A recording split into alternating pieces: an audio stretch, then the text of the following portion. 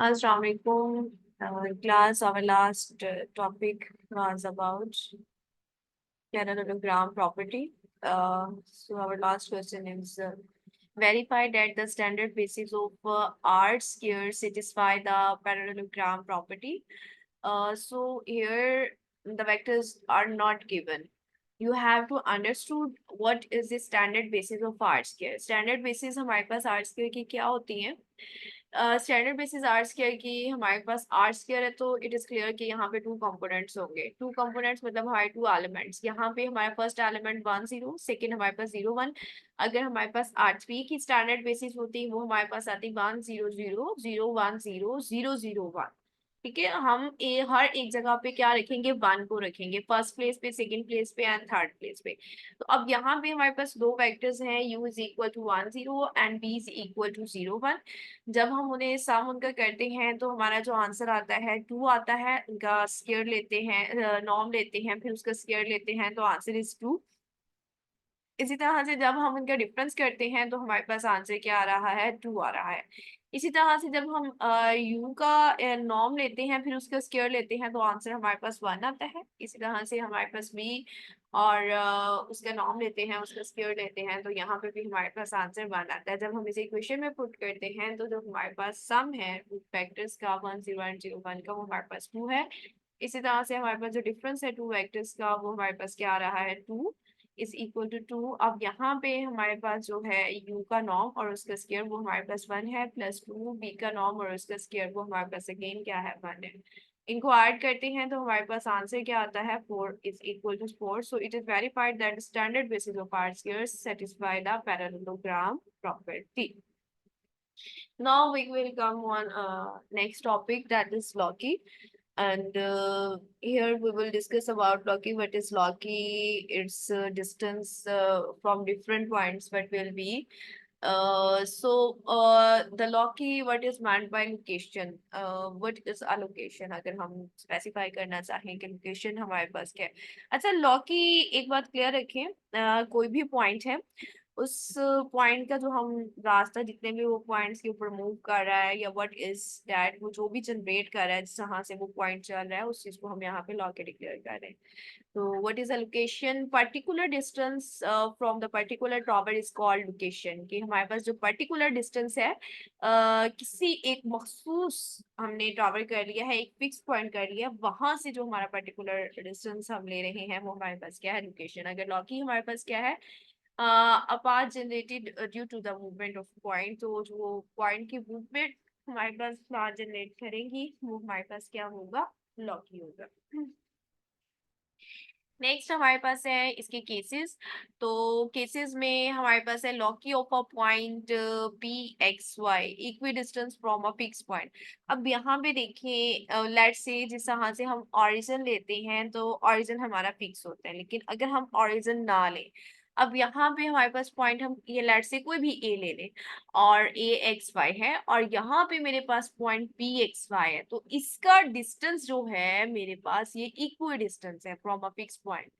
तो अब देखें, अब ये पॉइंट जितना मर्जी मूव यहाँ पे करता जाए, तो एक ये सर्कल ड्रॉ कर रहा है, तो इस सर्कल में इस पॉइंट से जितना भी डिस्टेंस होगा वो मेरे पास इक्वल डिस्टेंस होगा, ये पाथ जनरेट करेगा। ये मेरे पास एक मतलब इसका लॉकी ऑफ अ पॉइंट हमारे पास ये क्या है, इक्वल डिस्टेंस है from a fix point A X Y से। यानी कि ये हमारे पास एक रैंडमली जनरेटेड नहीं है, एक इक्वी डिस्टेंस हमारे पास चल रहा है कि अगर वो पॉइंट किसी फिक्स पॉइंट से भी चल रहा है तो वहां पे वो इक्वी डिस्टेंस है। अब देखें loci along the line segment हमारे पास क्या है, लाइन सेगमेंट में हमारे पास क्या होता है, टू एंड्स होते हैं।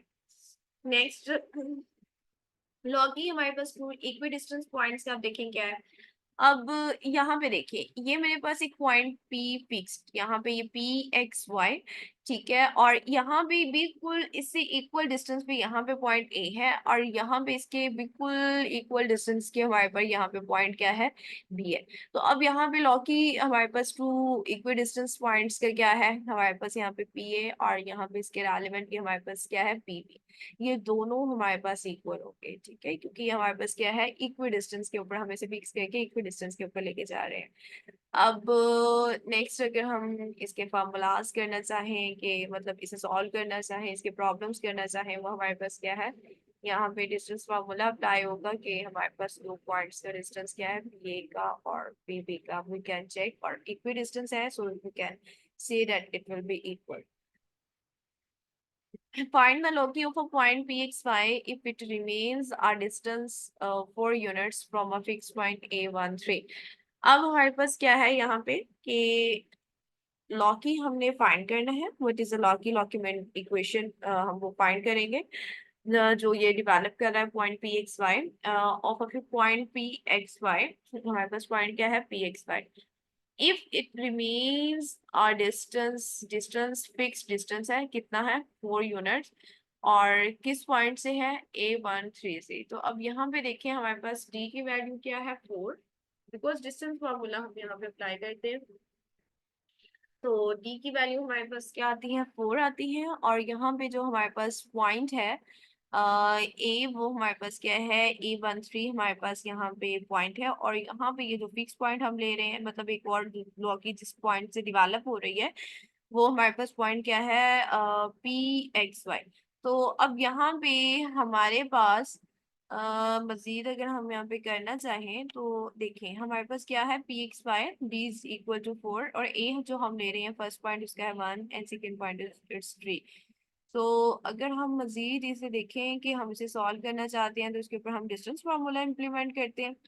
डिस्टेंस फॉर्मूला हमारे पास क्या है, D is equal to x minus x1 plus y minus y1 का स्क्वायर. कि हम हमारे पास पी ए, मतलब इन दोनों का हमने क्या लेना है, डिस्टेंस लेना है. इन दोनों का डिस्टेंस लेना है, पी ए लेना है, ए माइनस पी कर लें, पी माइनस ए कर लें, फॉर्मूला इज सेम.